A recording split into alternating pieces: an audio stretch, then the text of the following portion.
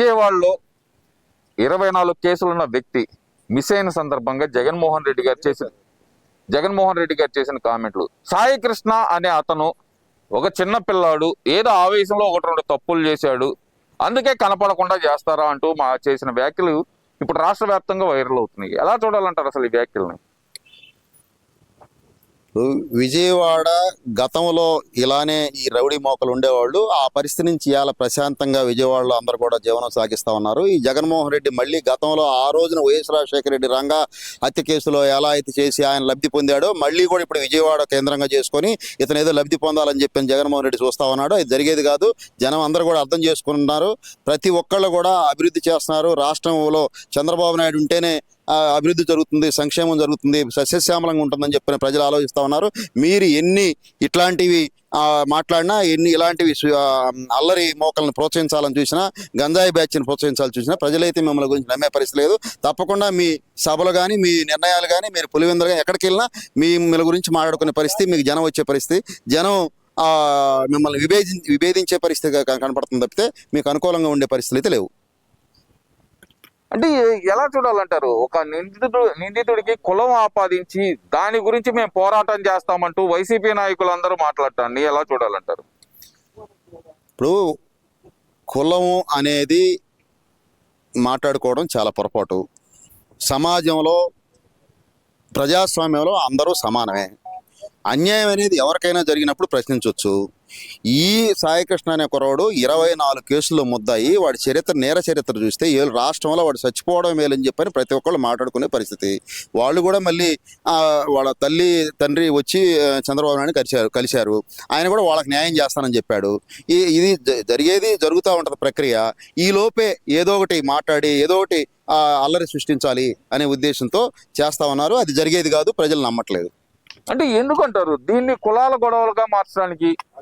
ఒక అక్యూజ్డ్ని మా కుల ప్రతినిధిగా అని చెప్పుకోవడానికి ఎందుకని వెనకట్టలేదు అంటారు ఈ వైసీపీ నాయకులు? వాళ్ళు ఏదో ఒకటి అబద్ధం కావాలి, అబద్ధ ప్రచారం చేసుకుంటూ బతకాలి. అబద్ధం కోసమే బతుకుతారు. అబద్ధమే నమ్మించాలని చూస్తున్నారు. ప్రతిదీ కూడా వాళ్ళు యాగిచ్చుడు ఏమీ ఉండకపోయినప్పటికీ అబద్ధాల మాటలతోనే వాళ్ళు నమ్ముకున్నారు. అబద్ధాలతోనే వాళ్ళు ఆ రోజున అధికారంలోకి వచ్చారు. ఆ అబద్ధాలు చేసేటటువంటి పరిస్థితుల్లో ఈ రోజున అదే విధంగా మళ్ళీ కూడా రావాలని ప్రయత్నం చేస్తున్నారు. అవన్నీ జనం అయితే నమ్మే పరిస్థితి లేదు. ప్రజలందరికీ తెలుసు. ఒక్కసారి మిమ్మల్ని చూశారు, మళ్ళీ చూసే పరిస్థితి లేదు. నువ్వు ఎంత చించుకున్నా, ఎంత ప్రయత్నం చేసినా, ఎంతమంది చేత నువ్వు మాట్లాడించినా, నిన్న పోలీస్ స్టేషన్ మీద అసలు సిఐ గారు ఆయనే ఉండాలని చెప్పని ఒక ప్రాంతం మొత్తం ఆ సర్కిల్లో ఉన్నటువంటి వాళ్ళందరూ వెళ్ళి ధర్నాలు చేస్తున్నారంటే ఆ ఆఫీసర్ యొక్క పరిస్థితి ఏంటనేది, ఆఫీసర్ ఎలా పనిచేశాడు, ఎంతమందిని అతను కంట్రోల్ పెట్టాడు, ఎంతమందికి అతను ఉపయోగపడ్డాడు అనేది అది తేటతెల్లం అవుతా ఉంది. అంటే ఈ జగన్మోహన్ రెడ్డి గారు వెళ్ళొచ్చిన తర్వాత గంజాయి బ్యాచ్ ఆగడాలు పెరిగిపోయినాయి మళ్ళీ అంటూ అక్కడ స్థానికులు ఆందోళన చేసే పరిస్థితి అయితే కానొస్తుంది. ఎలా చూడాలంటారు? గంజాయి పండించి గంజాయి అమ్ముకున్నటువంటి జగన్మోహన్ రెడ్డి అనుయాయులు, జగన్మోహన్ రెడ్డి వీళ్ళ కోటరీలో ఎప్పుడు కూడా అట్లాంటి దొంగలు, దోపిడీదారులు ఉంటారు. వాళ్ళు ఈ సాయికృష్ణ అనే వ్యక్తి కూడా అంతకుముందు ఏమైనా అట్లాంటి వాటిలో వాళ్ళకి అనుకూలంగా ఉన్నాడేమో. మరి ఎందుకని అతను వైపు వీళ్ళు సానుకూలంగా ఉన్నారో మనకు అర్థం కావట్లేదు. వీళ్ళు చేసేటువంటి ఆగడాలకి, వీళ్ళు చేసేటువంటి ప్రజల్లో కలిగించేటువంటి భయాందోళనని తప్పకుండా ప్రజలు తిప్పికొడతారు. రాబో కాలంలో మీకు బుద్ధి చెప్తారు తప్పితే మీ మాటలు నమ్మే పరిస్థితి అయితే లేదు. మళ్ళీ గంజాయి బ్యాచ్ అయితే కనుక ఇటు ఒక కానిస్టేబుల్ మీద దాడి చేసింది, ఒక సామాన్య పౌరుల మీద ఒకళ్ళ మీద దాడి చేసింది. కానిస్టేబుల్కి పోయిన పరిస్థితి, సామాన్యులకైతే కనుక సావు బతుకులు మణిపాల్ హాస్పిటల్లో ఉన్న పరిస్థితి. ఎలా చూడాలంటారు మరి ఈ టైంలో ఇలా జరగటాన్ని కూడా? గత 5 ఏళ్లలో గంజాయిని నువ్వు ప్రోత్సహించినటువంటి పరిస్థితి నుంచి ఇప్పుడు మళ్ళీ చంద్రబాబు నాయుడు గారు వచ్చిన తర్వాత ఈ 2 ఏళ్లలో గంజాయి మోకలు ఎక్కడ కూడా లేకుండా అరికట్టి బ్రహ్మాండమైన పాలన చేస్తా ఉన్నారు. మళ్ళీ అదే సృష్టించి అదే విధంగా నువ్వు ముందుకు పోవాలనుకుంటున్నావు. నీకు అసలు మంచి ఆలోచనలు లేవు. ప్రజలకు మంచి చేయాలనే ఉద్దేశం లేదు.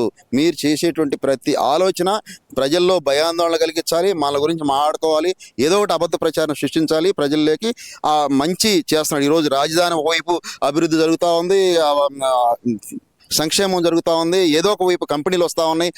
కష్టపడి లోకేష్ బాబు గారు, చంద్రబాబు గారు దేశాలు తిరిగి ఈ రోజున కంపెనీలు తీసుకొస్తా ఉంటే అది ఓర్వలేకనే మీరు ఇట్లాంటి ఆలోచనలు ఏదో ఒక రకంగా జనాలకి తీసుకెళ్ళాలనే ఉద్దేశం తప్పితే మీరు సదుద్దేశం అయితే మీరు లేదు.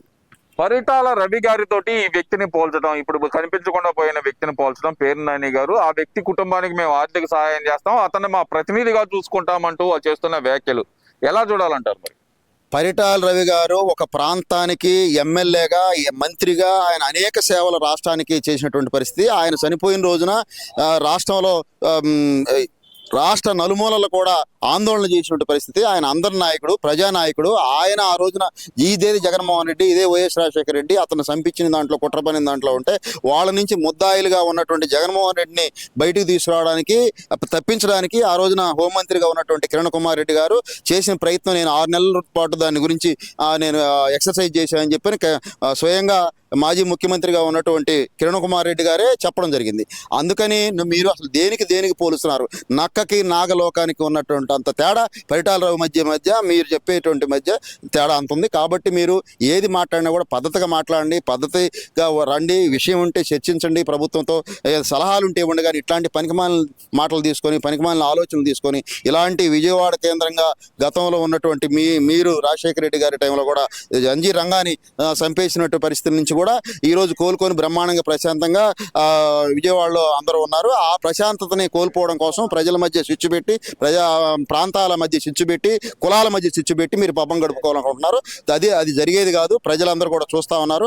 రాబో కాలంలో మంచి ఎవరు చేస్తారంటే ఒక చంద్రబాబు నాయుడు వల్ల సాధ్యం అవుతుందని చెప్పని ప్రజలు నమ్ముతున్నారు. కాబట్టి ఇట్లాంటివన్నీ మీరు మారుకుంటే బాగుంటుందని చెప్పని ఈ సందర్భంగా తెలియజేసుకుంటున్నాను. ఈ వీడియో నచ్చితే లైక్ చేయండి. అలాగే మా ఛానల్ ని ఫస్ట్ టైం కనుక చూస్తున్నట్టయితే ఇప్పుడే సబ్స్క్రైబ్ చేసుకుని పక్కనే ఉన్న గంట సింబల్ ని యాక్టివేట్ చేసుకోండి. అప్పుడే మేము పెట్టే ప్రతి వీడియో మీకు నోటిఫికేషన్ గా వస్తుంది. అలాగే ఈ వీడియో పూర్తిగా చూసినందుకు ధన్యవాదాలు.